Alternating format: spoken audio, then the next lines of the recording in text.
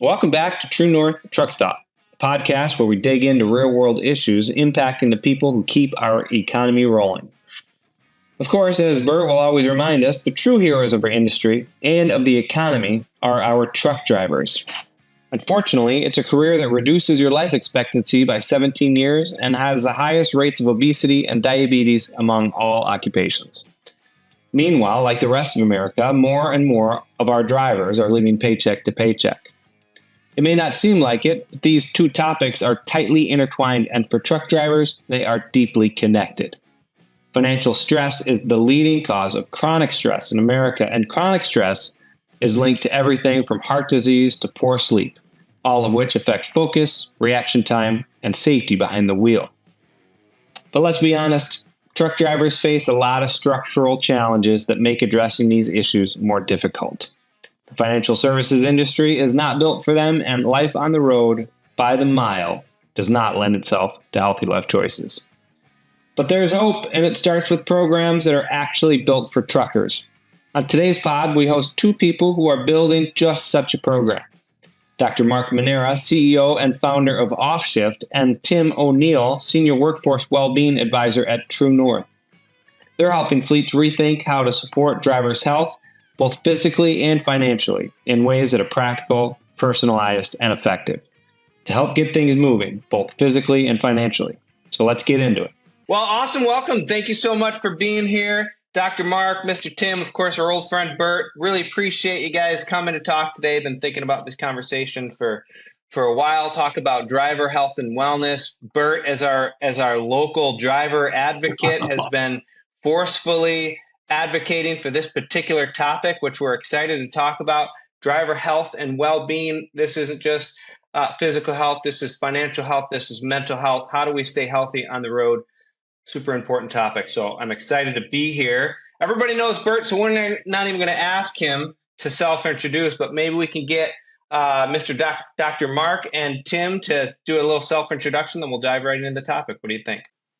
Awesome. Well, first off, thank you, Sean and Steve, for having me on. Really excited for the conversation. And anytime we can talk about drivers' health, I'm all about it. So my name is Dr. Mark Manera. I'm the founder and CEO of Offshift. We're a digital health company that helps trucking companies prevent and manage obesity-related chronic diseases within their drivers. And so we help drivers exercise in the back of their truck, eat healthier at the truck stop, and just live a healthier, happier life out on the road anywhere they stop. And so my background actually doesn't come from transportation. I have a doctorate degree in physical therapy. And 5 years ago, I was working in a PT clinic here in St. Louis, and in walked in a bunch of truck drivers. And it was kind of the first time I saw what 20, 30 years behind the wheel can do to someone's health, and threw me down this rabbit hole. And I haven't looked back since, and really excited for the conversation.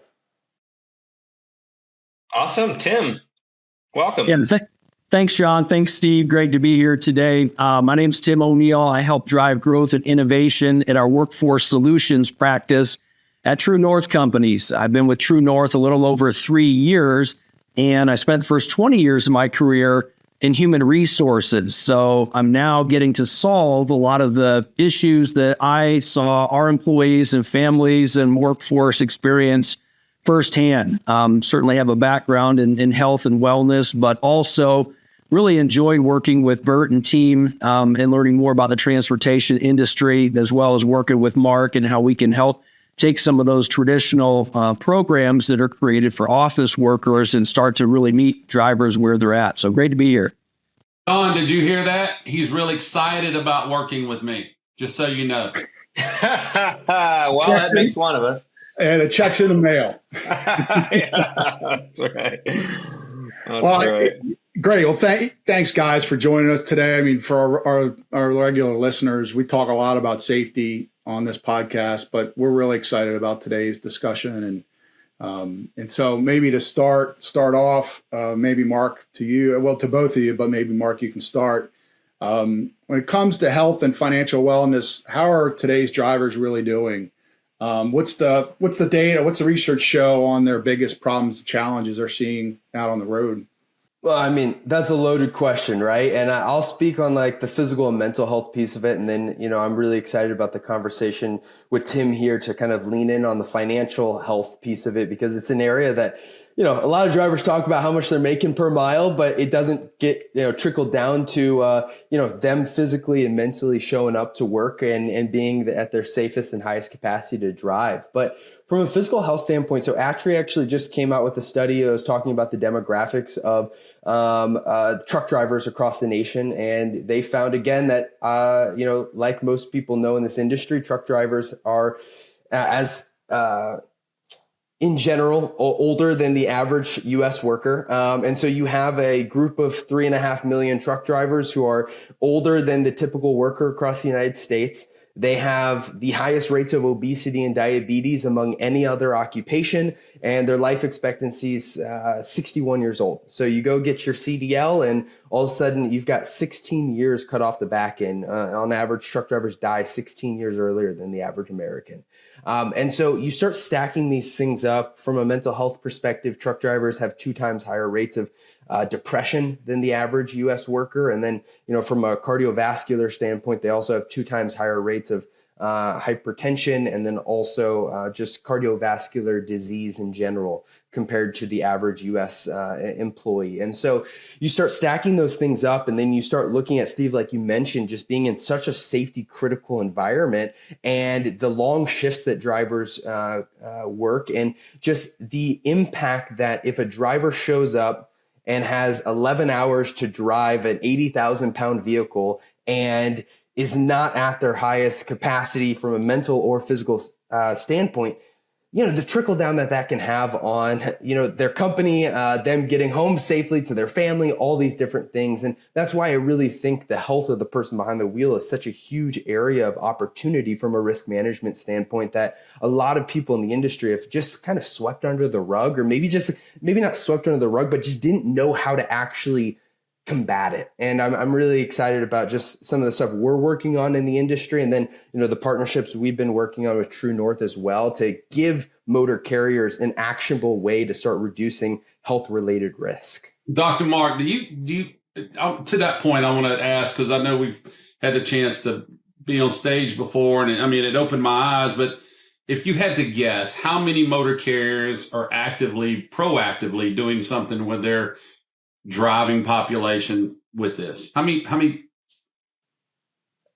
That's a loaded question as well, because if they have health benefits, do you count that, right? I would argue that if they have health insurance and they're offering benefits to their drivers, it's a step in the right direction. But if you've got, employee benefits that the average engagement rate of a trucking company is less than 1% of their employees actually using the benefits, I guess you could also argue that's not really doing much. So I don't know if I would give you an off the hand. I think there's just a lot of opportunity for most trucking companies out there to do more and to really lean harder into how do we actually build an employee benefit strategy and also give benefits to our drivers that they will actually use and can actually use consistently out on the road because they fit their lifestyle. Yeah, my question wasn't trying to indict. They're my clients, so I see it, right? I get it. They're doing hard things every day. But I would tell you on our day-to-day, even our podcast, right, guys, we spend a lot of time focused on the on-the-road behavior aspect of it, right? Driving safely. And then the compliance that hopefully drives some of that, which can be argued in a whole nother podcast, Steve and Sean, one day. They do tend to spend a lot of time on training and educating on how to drive properly. And there's some in the work comp space on proper lifting, but I rarely see much in the wellness, the overall wellness, the diet, the exercise, the nutrition, all of those pieces. Well, I think the key, Bert, is, and I'm sure, Mark, you'll echo that, and somewhat similar on the safety side, just offering the benefit doesn't guarantee results. Exactly. Right? You need to be proactive and intentional about, just like with safety, you have to be intentional about health, and you have to be intentional about financial well-being, and we're going to get into that today. So for sure. I think that's right. And we, in our pre-call, we sort of talked about the difference between education and action. What's striking me as interesting here is that we're talking about driver well-being and health in this case. And some of the things that you talked about, Mark, are disqualifying health conditions. My driver needs to be qualified at least every 2 years, so much more often, typically, right? Like we see lots of medical cards that are shorter than that. So they need to be at a certain level of healthy just to keep their job. So what's preventing that? Like, why aren't we getting action? Like, what's wrong with programs today? Or is it purely structural? Is it purely the fact that trucking is that difficult? Or, what's the culprit here? Well, that's a deep question that might need a whole other podcast to talk about. Is the DOT physical the right approach to actually impact the health of drivers and reduce health related issues? I think that there's a whole lot of people that get help and get kind of shown their health through going and trying to get their medical card, and the examiner does an amazing job and says, make sure that if they hand someone med card, they are physically healthy enough to drive the truck. I think there's also a huge section of drivers, and if you go and talk to enough drivers, you'll start to hear this as well, as the random chiropractic clinic in Iowa who you drive in and slip a 20, and then all of a sudden you've got a 2-year med card, and maybe it's not that bad, but I think that there are some places that you see some drivers walking at the truck stop where you're like, okay, are these drivers going and getting a very, very thorough due diligence on their med cards, and are we setting them up for success? And, Mark, I think our average lifespan of a driver wouldn't be 61 if it wasn't that bad. I mean, I think this is just an issue that we all kind of dance around because we want it to be better, right? I mean, I talk to motor carriers all the time, and their cultures are incredible, and they want that driver to be important to them. But you walk out in the parking lot and you see what's going on, or you stop at the truck stop, but I guess the question would be, what does a company do to implement your program or a program? What are the steps? Because that often becomes the roadblock, right? Is the cost and the cost benefit and the time it takes. So what can a company do? So, I mean, what I'm seeing is, I think the biggest variable that is success versus not success is the engagement piece. And to get engagement, what I mean that is drivers who are actually signing up, who actually know the programs are available, and then use it on a consistent basis. And the two things that I would focus on if I was a trucking company would be, number one, offering programs that speak to drivers, right? So if you have a program that is a catch-all, it was built for a lawyer, it was built for someone who works in a cubicle all day, and then you hand it to a truck driver, it's clearly not going to speak to them, right? And so it really needs to be a program built out for the lifestyle of a driver. And then the second piece of that is, how are you marketing it and getting the communication piece of it? Are you sending out an email on January 1st and then not talking about it again till open enrollment, right? We scroll on Facebook and it takes us 15 touch points with an ad to click on it and buy something. It's no different with any other benefit or any other thing that you're trying to get someone to sign up for and engage with. And so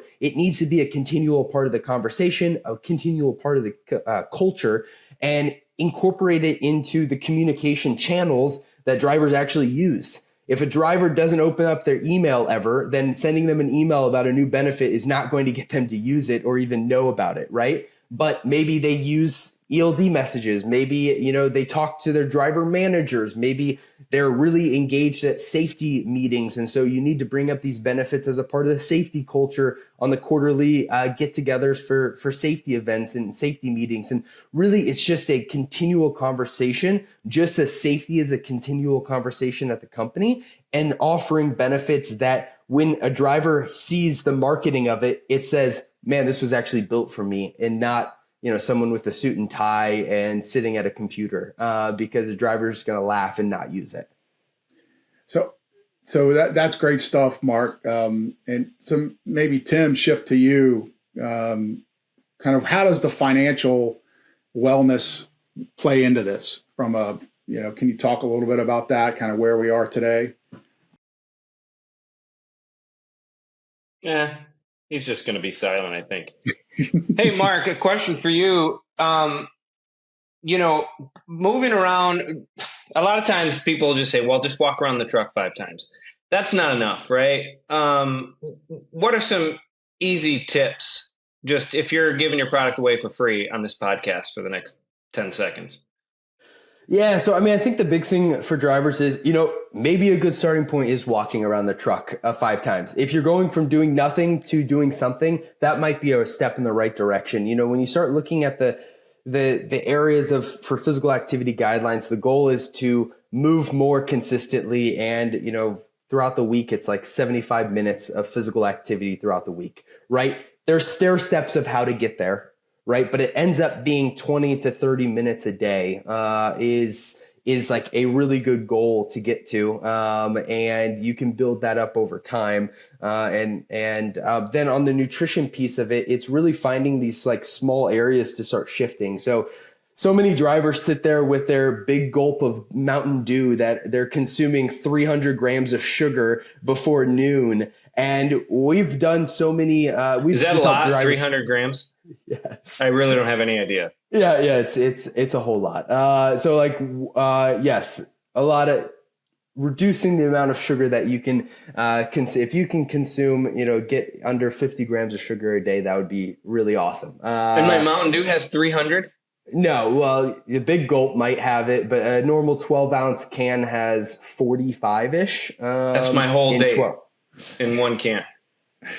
Yeah. Christmas. So just switching to diet soda, right? Just changing it up and going to diet soda is a huge step in the right direction. So many drivers are not like getting any protein. Their protein is consisting of roller dogs or maybe mixed nuts in the trail mix when they're eating it if they don't have the bag of Doritos in the passenger seat, right? And so getting drivers to eat protein throughout the day throughout every single meal. And then also just helping them eat some fruits and vegetables, right? Every single truck stop you walk into, they have bananas, they have fruits, they do have other vegetables that they can grab and go. And a lot of the times these drivers, just from a mental standpoint, is you park your truck, you're getting fuel, you sprint into pee, you sprint out and just grab whatever you can so that you can get back out on the road. And the easiest thing to grab, because you're not thinking about it, is the Snickers bar, grabbing whatever thing is on the,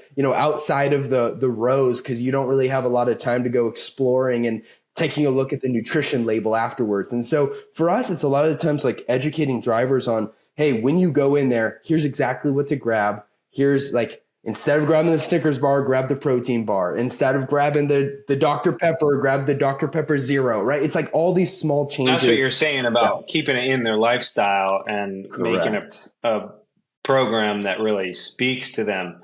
I do want to try to segue to Tim quickly. I'm just wondering, Mark, what's the incentive? Is being healthy incentive enough?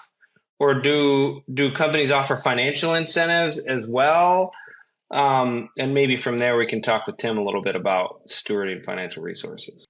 Yeah, I mean, I think drivers are humans, just like you and I. I think at an instinctual human level, we all want to be healthy. And when you actually, ATRI put out a study last year where they surveyed a bunch of drivers and they said, what's the number one problem that you face on a day-to-day basis? And the number one thing that female drivers said and the number two thing that male drivers said was lack of ability to exercise out on the road. And so in my head, what that says is drivers are thinking about this. They want to be healthier. And a lot of the times, because they kind of have all of this pressure built up on top of them and they're like just trying to breathe. It's kind of like that hierarchy of need where you have to like hit the base before you can move up. They don't have the mental bandwidth to really think about, okay, how do I actually make this possible? And so that for me is how when we work with companies of, let's give your drivers a very actionable driver specific solution that just gives them the game plan of anywhere you drive out on the road. Here's your coach. They're going to personalize a plan for you and help you stay accountable to that. And that's been the most of the incentive. I think some companies do add, giving health insurance premium benefits if they're engaged and stay engaged or do certain activities. But for me, it's really giving drivers something that's specific to their lifestyle, and we found that to be incentive enough. Well, interesting, and I'll go to you for a second, Tim. But I was with a pretty large carrier a couple months ago, and they have a program where they actually give financial rewards to their drivers for seeing their wellness coach and visiting their doctors. And they can get some pretty significant, it's cash awards, merch awards, all kinds of things that they incent to help incentivize their drivers. And I think that's to your point, Mark, and making it whatever, because each driver is different and we need to speak to their needs and what's motivating them to take action, right? So that's the key. And trucking can be it needs to be serious, but I think trucking can be way too serious, and not everything has to be serious. So you can have some fun in this category, and you can make it fun. You can do challenges, you can do giveaways, and you can reward drivers with stuff. And, I know a lot of the times, like the psychological thing of, like, if you give someone a gift card, they just go in their house and they put it in their junk drawer and they forget about it. But you give a driver a grill, and all of a sudden, every time they're using the grill on their home time, they're thinking about how your company or this company gave them this for being healthier, right? It's like this psychological thing. So I think there's different things you can do that, and I love that company's doing that. So what's the word, Tim? How's the financial health of drivers these days? I tell you what, it's not just with drivers, but I think across the U.S. in general, it can be very, very challenging. I know we talked a little bit earlier about, not only moving from education, but actually taking action.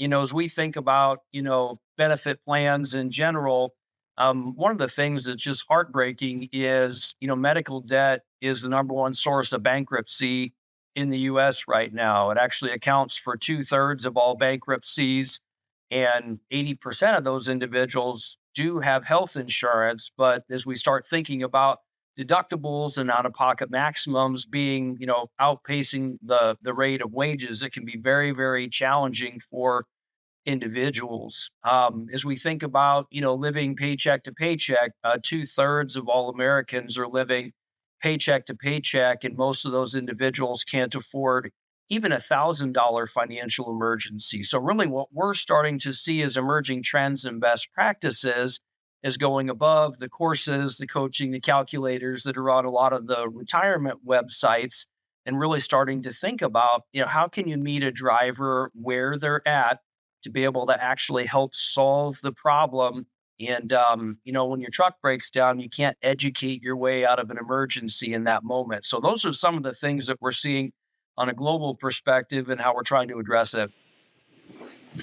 So it's, I think, can you maybe dig into that a little bit, Tim? I mean, obviously, all of us, most people don't like going to the doctor. It's a pain. It takes me out of my schedule, but I think what are some, and you mentioned bankruptcy. So what are some of those kind of hidden those costs that drivers may not think about that contributes to, those added costs? What are you seeing out there? I think a lot of individuals do a good job just starting with a budget. And I think that that's really important. It can help you understand your household cash flow, sort of how much is coming in and going out each month. I think one of the challenges is really starting to be prepared for some of the financial shocks of unexpected expenses, whether it be your truck breaks down or you have a medical bill that you weren't anticipating. You didn't know that, your spouse or child was going to fall sick.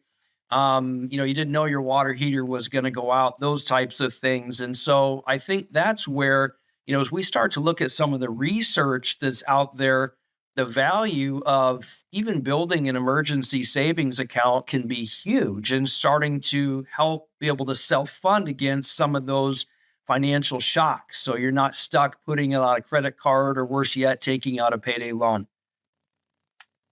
As I listen to this, I see like immediate application to, say, my owner operator fleet, right? Because the financial health of that organization is imperative to the financial health of my organization, right? If a bad truck repair takes a vehicle out of service, that's a big impact for me. I can't move that freight. I imagine though that I hope that we're talking about the entire universe of the drivers. So why do I, as a motor carrier, care about how the financial literacy of the drivers that I employ that drive my trucks? Yeah, that's a great question, Sean. As we think about drivers, whether it be W-2, whether it be an independent contractor, when someone is under chronic financial stress, it's not like the stress of being in heavy traffic where, you get parked, you're removed from that situation, that stress goes away. When you have financial stress, you're behind on bills, your spouse is back home getting harassed by creditors. It creates problems in a couple different areas for a driver that have a very direct impact on safety, and research has proven this. One, it is a direct distraction. If you're driving your truck down the road and your spouse is getting harassed by a creditor or a collections agent, it can be very, very distracting. If you're worried about how you're going to make rent that month, if you're trying to decide whether to buy your child medication or be able to get a week's worth of groceries, it can be a direct distraction. But also the research shows that it can lead to overall fatigue over time, because it's not the type of stress that goes away once you park your truck for the night. So as we look at some of the research, there's a study out of the University of Pittsburgh from Dr. Carrie Liana that was just published in 2024. And one of the things she's done a couple different times is worked with mid-sized motor carriers. In the case of her most recent study, they looked at 1,500 drivers. I believe this motor carrier had terminals in 9 different states and 20 different terminals. But they studied 1,500 drivers, and they offered an emergency savings plan for the drivers. And they actually had over 60% contribute $19 a week. And if they did that over the course of 6 months, they received a 12% match from the company. And then if they did that again for another 6 months, they received another 12% match. So over the course of a year, these drivers contributed close to $1,000 in emergency savings. They received a little over $100 match from the company.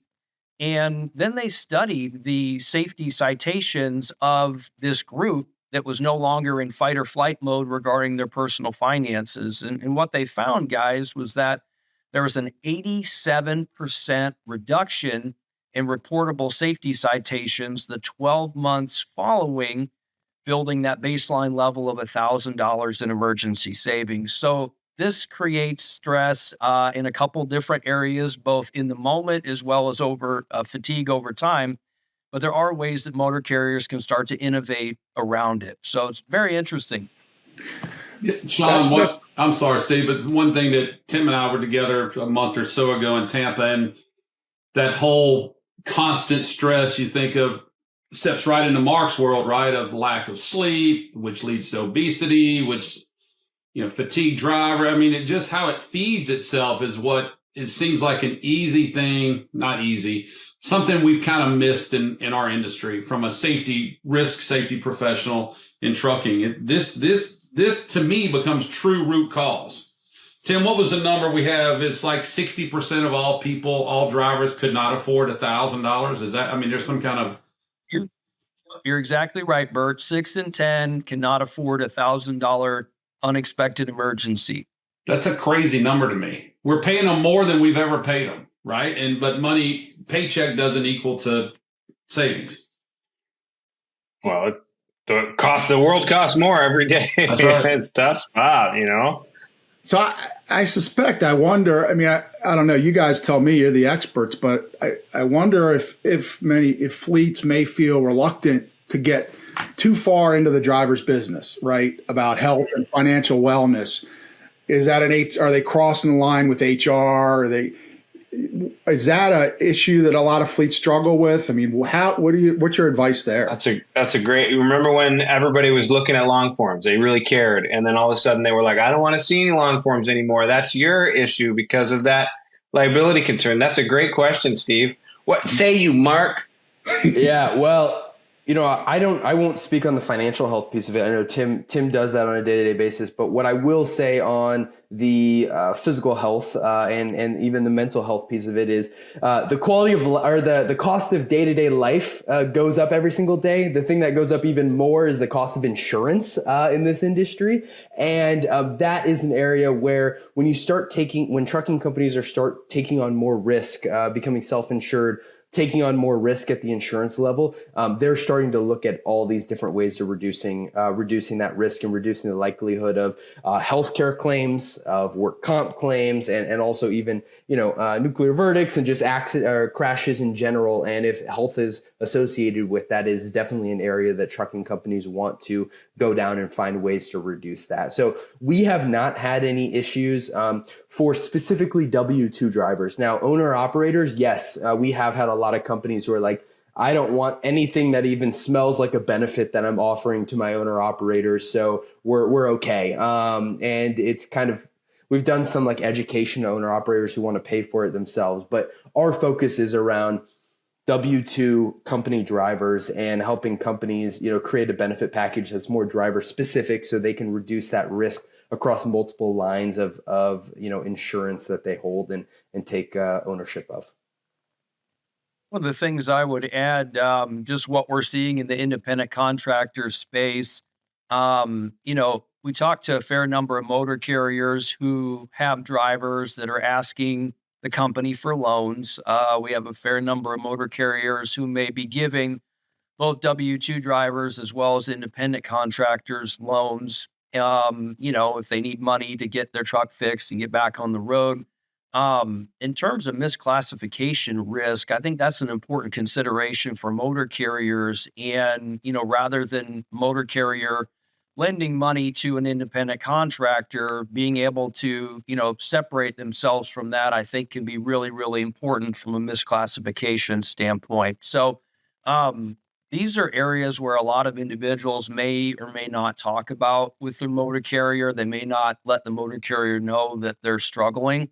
But I think for the motor carrier, stick to be able to focus on the core areas of your business where you're, have expertise, and being able to have these type of areas separate, I think, but available are really, really important. So that way there are resources that can be available to drivers and their families, but it's not something that necessarily has to be pushed by the company.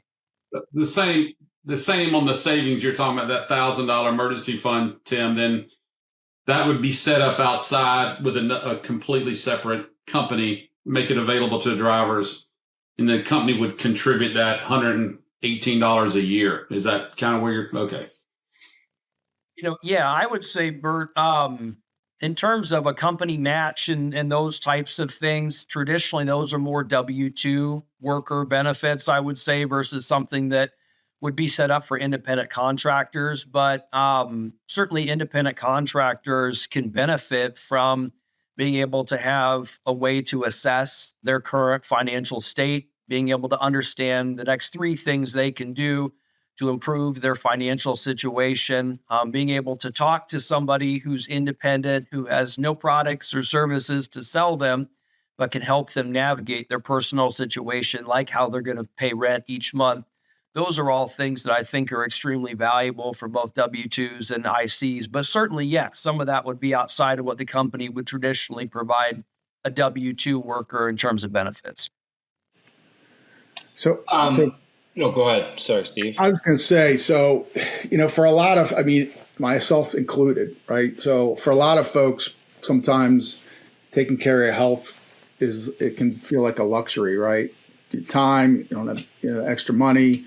How can we reframe that conversation as a smart financial decision? How can we help shift that paradigm to say, it's okay, we're here to help you, right? And to help move drivers in a different frame of mind. Yeah, for me, the way I would think about it is, I'm going to butcher the old statement, but it's like, you got a million problems until you have a health problem, then you have one problem, right? And for a truck driver specifically, if your health goes down and you are not able to get behind the wheel, all of a sudden everything, you're stuck at home, you're not working, you're not making money because you're not moving the truck. And then also from a company standpoint, the company now has operational problems. Now you're trying to fill in that truck and make sure freight's getting moved. And then also, you're paying short-term, long-term disability potentially, and then also other health insurance and other insurance claims as a whole. And so for us, it's like, how do we create this win-win situation where we can motivate the driver and we can give them something that inherently they want to do. Drivers want to be healthier. We've got data showing, especially as the next generation is coming in, physical and mental health is going to have to be a part of the conversation for recruiting younger drivers and keeping them there as well. And from a company standpoint, it's really like shifting that culture that happened in the early 2000s of the wellness craze and the sour taste in a lot of companies' mouths, because let's be honest, a lot of these quote unquote wellness programs really sucked. And they were just kind of fluff, and they kind of were checking the box, and they clearly weren't built around drivers. It didn't really make sense for drivers. And so it's really now like tactically getting in is a part of your safety risk management strategy. And how do we really go and build something specific to your drivers and target the things that we know are impacting your risk profile? So from a health insurance cost standpoint, we know obesity related chronic diseases are a huge issue. What are we doing to help your drivers lose weight, manage their diabetes, manage their heart disease and blood pressure out on the road? And how can we present these benefits in a way and really get the right vendors in as a part of your wellness or health benefit package that understand trucking, speak the language, can get the drivers engaged, motivated, and keep them engaged.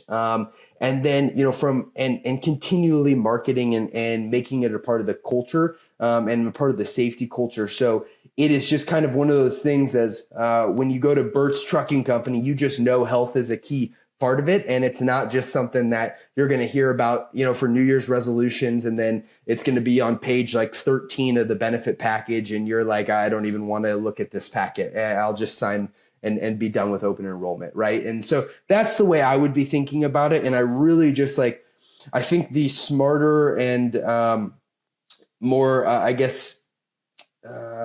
innovative executives out there are starting to work with the TrueNorths of the world to say, how do we really look at our total package of risk, and how do we look at these areas that oftentimes have not been gone after, like driver's health, and how do we start doing something about it? Lot to unpack there. The early aughts wellness craze, can definitely recall that, and there was lots of tips on how to improve that, and to quote Dr. Mark, a lot of those programs sucked. Put it on a t-shirt. How do I tell that? Like, what I don't know. Here's what I know about health and wellness. I should cook what my wife makes me because it's all super. I should eat what my wife cooks me because it's all super healthy. When she goes out of town, me and my kids get less healthy. That's about all I know about health and wellness. So how do I, as a safety guy, spot a sucky health and wellness program? Yeah, I mean, I think the first one is like, if you look at your benefit package and you just start looking and actually going in and using the programs, using the benefits that are available for you, I think most safety people can pretty quickly know if this is something their drivers are going to resonate with or not. And I think that's a really good first eyeball test. And then from there, it's starting to, build out. I actually, I have a lot of companies that have built out a health and wellness or health and well-being committee with drivers who are really passionate about health. And I think that's a really interesting way to start actually getting a driver's perspective and get their buy-in. And then, the other big thing, what we found when we're actually rolling out to a company is getting some early champions and drivers who are going to go out and spread word of mouth of this program is a huge, them and also driver managers we found to be really the key people of getting this spread out and getting high engagement rates. And so if you can get them bought in with helping, them be a part of the process of finding benefits that they actually resonate with and want, the rest of the fleet is a higher chance of them resonating with it as well. Tim, totally changing topics here because that's kind of how my brain works. Tim, you mentioned in our last call that financial services were built for the top, 20% of the marketplace, right? How specifically do we build financial services for the others? What does the bottom 80% not have that the top 20% do? Like, why can't they get good services? Why do we need a special program for them? Like, can you just talk about some of the nuts and bolts there? I'd be glad to, Sean. One of the things that really stands out to me is that, if you're in the top 20% of income earners in the United States, you're probably going to be able to walk into a bank and get the best deal. You're probably going to have a whole host of financial advisors or wealth advisors that would love to work with you. But if you're in the bottom 80%, as we mentioned earlier, many of whom are living paycheck to paycheck, can't afford even $1,000 financial emergency, the financial services industry was just not created for those individuals. And if we look at data from the Financial Health Network, when we say financial services, what are we talking about? Like help investing or help getting loans, or what does that mean? So financial services can be very big and very broad. It certainly can be access to different types of credit. It can be certain types of loans. It can be certain types of savings options that get better interest rates. So really thinking broadly, the more money you have, the better deal you're going to get in terms of being able to earn interest on saving money as well as being able to borrow money. And so as we start to look at, the lowest third of income earners in the U.S., according to the Financial Health Network, this group is the financially vulnerable families. They give back 16% of their take-home pay every single year in banking fees, overdrafts, transaction costs, and that doesn't even count if they have a home mortgage. If we can get them to the middle third, which are the financially coping families, they probably still are living paycheck to paycheck. They probably still can't afford even $1,000 financial emergency. But financially coping families, on average, are only giving back 6% of their take-home pay in banking fees, overdrafts, transaction costs. If we can get them to the top third, financially healthy, they're only giving back 1%. And so as a motor carrier thinks about the, equivalent of giving a driver a 5, 10, or 15% increase in their household cash flow, their take-home pay, without adjusting the cost of your payroll or your settlements, that can make a huge difference in the lives of families. So it really comes down to thinking about the entire ecosystem. It's not just courses, coaching, calculators, which are on retirement websites. Those are certainly part of it, but it's helping individuals think about getting a fair deal when they have a financial emergency and they don't have $1,000. And, rather than, going to a payday loan place, having options that are available that won't increase your misclassification risk as a motor carrier. So putting out that financial fire and making resources available is critically important. You start thinking about leveraging tax advantaged accounts, so flexible spending accounts, health savings accounts, starting to build an emergency savings fund. Those are all things that are a critical next step in starting to be able to take advantage of some of the tax advantages behind some of those different accounts.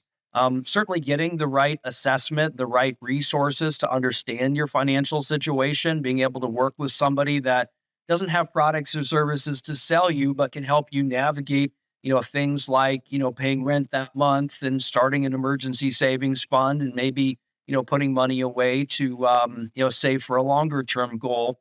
And then finally, once you're able to self-fund those type of emergencies, starting to think about longer term savings for things like retirement. But, as we kind of look at how much savings does someone need, if you can build up $2,500 in emergency savings, that will take care of between 90 and 95% of all the short-term financial emergencies that will come along the way. So it doesn't have to be building, an account with $50,000 in it every little bit can make a huge difference. So that's the ecosystem that we really recommend motor carriers start to think about. And, when you'd ask Dr. Mark about, what's the difference between a good program and one that's, not as good, I wrote down three things. I think one, will this work for drivers in transportation? It can't be something where you have to sit down behind a desk to be able to use. It has to meet them where they're at and when they're available. The second is really integrated with their enterprise risk management strategy. And that's what Mark had mentioned is when you look at the total cost of risk for an enterprise, a motor carrier, you have to think about the health of the driver as well as are they in fight or flight mode regarding some of these areas like personal finances, and how does that impact risk and what are we going to do about it? Finally, then, these types of initiatives should really focus on outcomes. And by integrating it in with your enterprise risk management strategy, you can start to show the impact of families that went from vulnerable to coping to healthy and start to look at the overall impact. And national studies have done a good job at starting to draw attention to that. So I think that's some great stuff there, Tim. So for both of you guys, kind of piggybacking off of that kind of the enterprise risk strategy. So if you were building a program, so a lot of the fleets listening say, okay, what do I do now? Right? This sounds great. I recognize I got to do something. So what are the top three things that I should be looking at as part of this risk strategy from a driver health perspective? What are the top three things that I should probably take a look at? And on the financial side, what are the top three things? Just kind of where should I start? I think, Bert, I'd love your perspective on this as well, thinking about enterprise risk management and how we approach it. But I always like to draw attention to, where are costs coming from and what are the root cause of some of the safety violations or accidents that we're seeing, looking at things. Just so real quick on that piece, guys, and y'all are the guests and the experts, but I will tell you, Sean and Steve, and I think y'all know this, we talk about root cause all the time when I'm with clients. I'm sure you do as well. I have never seen, not once, that driver's financial issues be part of it, but I guarantee you it is part of it. If I'm driving down the road and I don't have $1,000 in the bank when my washer and dryer break, I just think about what's going on in his head 24/7. And to that point, I think the infrastructure for implementing either of these programs or both, I think, again, you have to treat the driver. We call the driver constantly. We tell everyone our driver is our most important asset. We say that all the time. ATRI's new study just came out and driver retention was 4th or 5th for companies. So it's still an issue. But again, maybe I'm going around the thing, but yeah, we have a chassis to deliver the products or the program. I just think we need to incorporate it in what we're already doing. I want to get to, I think Steve's question is great. Like, where do we start? But Bert, your comment just made me think, I know Steve and I are constantly talking with motor carriers. He'll be out of the office in 2 weeks doing another, audit and a safety gap analysis, right? Trying to figure out like, hey, why are we crashing or why are things not going very well? And it seems like health and wellness could be an impacting factor. Financial literacy could be an impacting factor. But Bert, Mark, Tim, like, where do I see that in the data, right? Like, what can I point to say to a motor carrier, hey, if you do X, you'll get Y out of it, right? Like, where can they see the problem in their own fleet to convince them that it's time to act? This is my take on that, Sean, is it's in the culture, right? I think culture drives everything. And Tim had that one study. Thank goodness we had someone do the study there out of Pittsburgh, I think it was, Tim, where what was the number? 57% of violations, that population reduced their roadside violations by 57%. I think that says a lot. I don't know we'll ever get drivers to admit to, I was thinking about my finances, or I don't have enough money in the bank, or I was running harder because I didn't have enough money in the bank. But I do know it plays into it. Yeah. So for us specifically, oh, sorry, go for it, Tim. Oh, I was just going to say, I think when it comes to a total enterprise risk management strategy, you may not be able to say there was one particular factor that, caused a truck to crash, such as a driver's personal finances. But we know this is an area where a lot of people struggle. And we know that this is an area that is often overlooked when it comes to, as we think about, I think the industry, spends $14 billion a year on safety. We know not much, if any of that is spent on these types of initiatives. And as we start to think about, the enterprise risk management strategy, we can actually be able to report on the percentage of drivers that are financially vulnerable, coping, healthy. And we also can cite research that's been done on multiple occasions that show that when you get a driver out of that fight or flight mode, it does have a direct impact on the reduction of reportable safety citations. So I think we start there. And if it's something that at least piques the curiosity and is worth a further look, I think that warrants additional conversation on how that can fit into the enterprise risk management strategy. And I know, Mark, for your area, as we think about, slips, trips, falls, sprains, and strains, yours, I think, is even more directly measurable, and you can make a very direct and very visible impact in a lot of areas.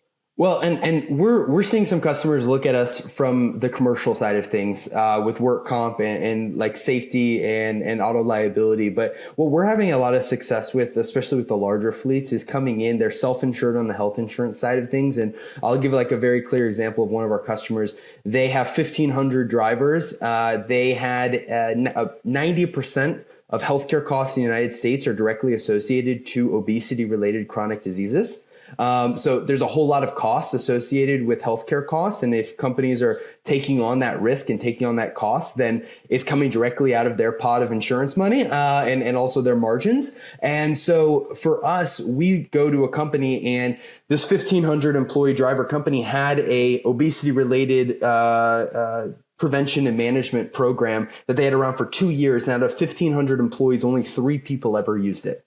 We launched, and within 2 months, we had just under 300 of their employees in our program, working with our coaches and using it. And so we're talking about like 100 times engagement rate increase, and the trickle down of someone actually using a benefit that you were already paying for because it was driver specific, because we know how to engage with it. That right there is going to be a much stronger ROI and worth the cost of your insurance and benefit budget. And so that's kind of the story that we go in and tell for companies, is because a lot of them are burning a lot of money on these benefits that no one's using because they're not industry specific. So I think, all right, we've got people excited. They're ready to roll. Give them some initial tips. So many people, once they start something like this, whether it's health or financial, they get going for a month or 2 or 3, and then they decide to stop, right? For whatever reason.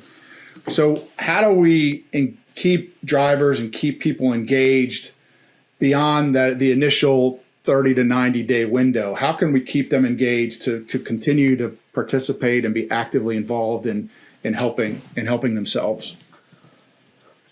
Look, I think a lot of people, this is like not even trucking specific. I think it's culturally speaking, they bite off way too much, and they set themselves up to fail, right? It's like, I'm flipping my whole lifestyle upside down tomorrow. I'm starting this huge diet. I'm holding on for dear life. I'm going to do 100 push-ups a day. Yeah, exactly. Yeah. Right. Or I'm going to go and I'm going to not even get 6 feet away from a carbohydrate, right? Or a sweet, right? And, I think that, what we've found successful, because when you do that and you set yourself up to fail, it's hard for anyone, but you add trucking into the equation, it's even more challenging, right? Because a lot of these drivers they have a tougher lifestyle and a lot more things on their plate than, me, who sits in my office and I can walk downstairs and get, eat a banana right after this podcast, right?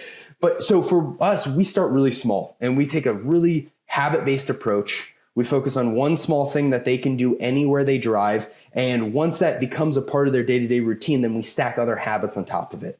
And we don't say, hey, let's move the whole mountain tomorrow. We just say, let's start somewhere. If we can start somewhere that they're motivated, and then with that habit or whatever we're working on, let's educate them on how to do that at the Love's Truck Stop or McDonald's attached to it, right? Or wherever they stop, or if it's on the physical activity side of things, it's, you don't have to find a gym to park your truck at to go inside, do an hour-long workout, then get back in your truck. Let's do something right in the back of your cab when you're waiting at a customer's to get reloaded. And so for us, it's like really integrating it into their environment. And then also being time efficient, because time's the biggest barrier we see drivers face. And on top of all of that, giving them a coach that personalizes the program and keeps them accountable to it.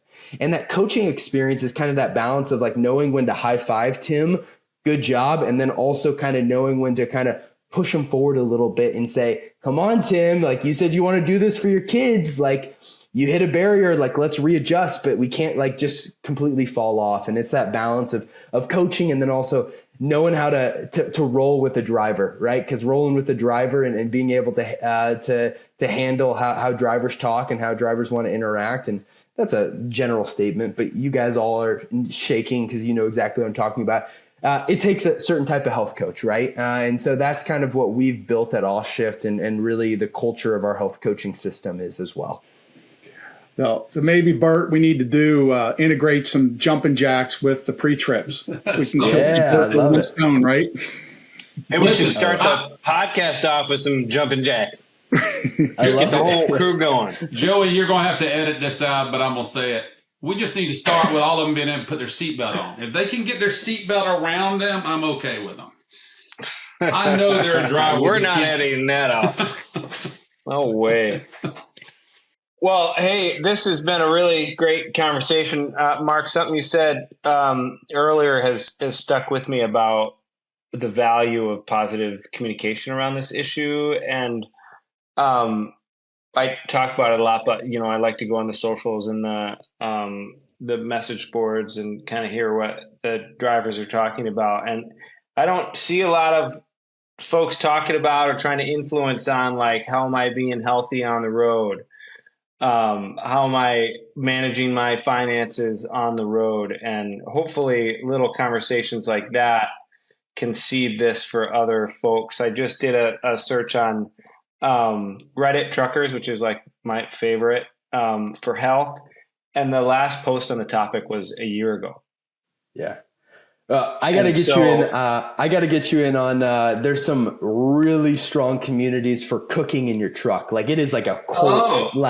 There are some drivers who are all in on it. Now, cooking can be fried chicken in the back of their truck, and it's maybe not the healthiest thing in the world. Sure. There's a subsection as well that's like healthy cooking and everything. But throw some at us, and we can add them to the comments in this podcast, and maybe we can generate some buzz that way, because I think that would be great.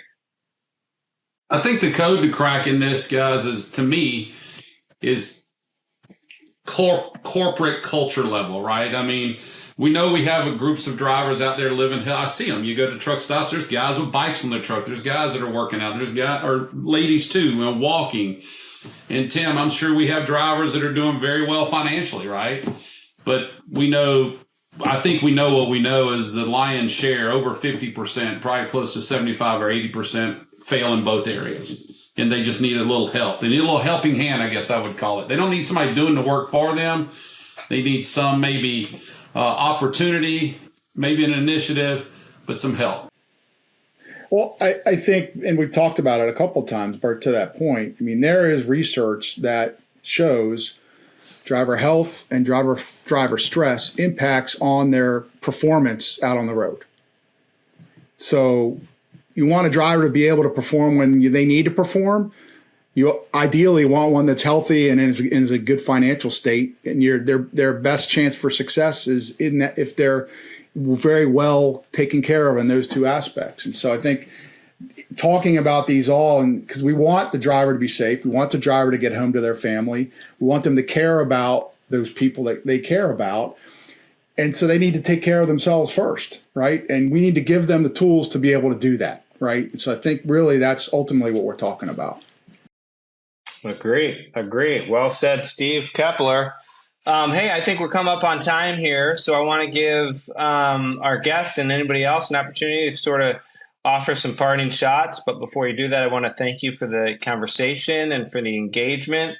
And just here's for hoping that we can keep some of the momentum going. Mark, send over those links to those communities, and we can push those out too. And hopefully we can reduce stress by driving financial literacy and health. So I appreciate both of you, and thanks for being here.